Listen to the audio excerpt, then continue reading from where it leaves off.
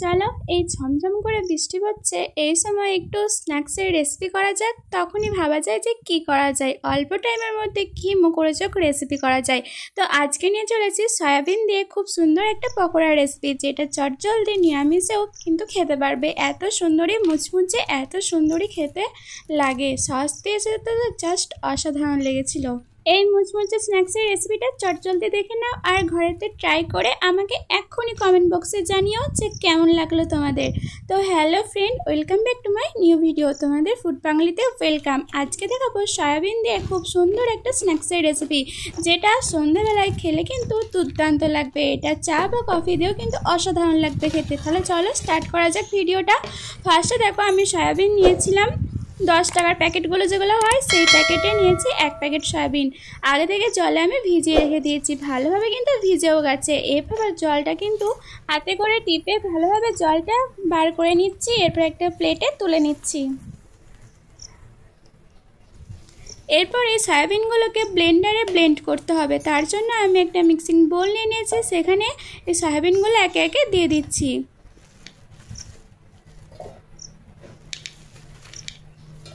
এখানে তোমরা ঝাল অনুযায়ী তোমরা লঙ্কা অ্যাড করবে। আমি এখানে 4 থেকে 5টা কাঁচা মরিচ অ্যাড করেছি। এরপর কিছুটা পরিমাণে কিন্তু জলও অ্যাড করতে হবে, তাতে ভালোভাবে ব্লেন্ডটা হবে। এরপর ব্লেন্ড করতে বসিয়ে দিচ্ছি। তোমরা যদি চাও যে ব্লেন্ডারে ব্লেন্ড না করে এমনি চামচে করেও কিন্তু এভাবে ছাড়ানো যায়, যেটা ব্লেন্ডারের মতনই কিছুটা পরিমাণে হয়। তো দেখো ব্লেন্ড করা হয়ে গেছে, একেবারে মিহি পাড়া করে নিয়েছি। এরপর কর্নফ্লাওয়ার দিচ্ছি 2 চা চামচ, আর দিয়েছি বেসন দিচ্ছি 2 চা চামচ। এরপর কিছু মশলা অ্যাড করবো, হলুদ গুঁড়ো আর দিয়েছি জিরে গুঁড়ো, আর অল্প পরিমাণে একটু সরিষার তেল দিয়েছি, যাতে স্বাদটা আরও খেতে অনেক সুন্দর হয়। এরপর দিয়েছি কিছুটা পরিমাণে মিট মশলা, যেটা স্বাদটা আরও ভালো লাগবে তার জন্য, আর দিয়েছি কিছুটা পরিমাণে কারি পাতা কুচি। তোমরা এখানে চাইলে ছোটো ছোটো পিস করে কাঁচা পেঁয়াজও দিতে পারো, আমি এখানে পেঁয়াজটা অ্যাড করিনি, তোমরা চাইলে দিতেই পারো। এরপর গ্রেট করে রাখা আদা আর পরিমাণ মতো লবণ দিয়ে দিয়েছি। এরপর দিয়ে মিক্স করে নিচ্ছি। হাত দিয়ে খানিকক্ষণ ধরে মিক্স করার পর আগে থেকে কিন্তু তেলটা গরম করতে বসিয়ে দিয়েছিলাম। এরপর ছোট ছোট আকারে পকোড়াগুলো ভেজে নিলেই কিন্তু রেডি হয়ে যাবে আমাদের মুচমুচে গরম গরম বিকালের একটা স্ন্যাক্সের রেসিপি। এরকম বৃষ্টির ওয়েদারে কিন্তু দুর্দান্ত হবে চা বা কফির সাথে। টমেটো কেচাপের সাথেও কিন্তু দুর্দান্ত লাগবে। আমি কিন্তু টমেটো কেচাপের সাথেই খেয়েছিলাম।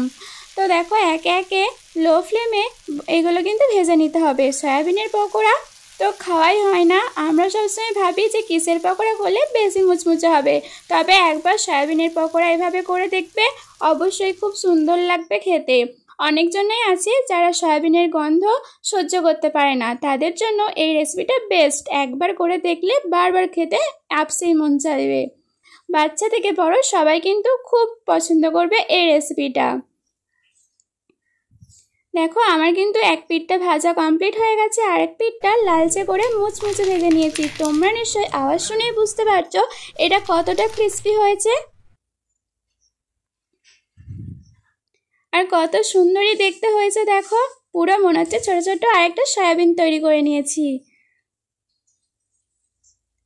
দেখে তো লোভ লাগছেই, আমার তো এখনই মন যাচ্ছে এখনই আরেকবার করে খাই। এত সুন্দরই খেতে হয়েছিল, এতটাই মুচমুচে হয়েছিল। তোমাদেরকে একটা ভেঙেই দেখাই যে কতটা মুচমুচে হয়েছে। দেখো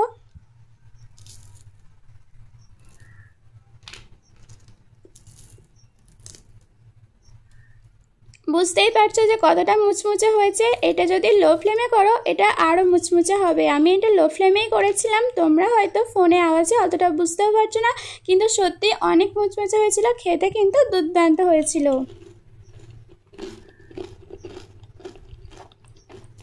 তো বন্ধুরা তোমাদের এই সয়াবিনের পকোড়াটা কেমন লাগলো অবশ্যই জানিও। ভালো লাগলে লাইক কমেন্ট শেয়ার সাবস্ক্রাইব করে আমার পাশে থাকবে। আরও এই নিত্য নতুন আরও ভিডিও দেখার জন্য চ্যানেলটাকে সাবস্ক্রাইব করে রাখবে। আর নতুন কোনো বন্ধু যদি আমার ভিডিও দেখে থাকো তাহলে প্লিজ আমার পাশে থেকো, আর তোমাদের পাশেও আমি অল টাইম আছি। তোমরা অনেক ভালো থেকো, সুস্থ থেকো, আর বর্ষার দিনে একবার এই রেসিপিটা বানিয়ে দেখবে, অনেক ভালো লাগবে। আজকের মতন টাটা।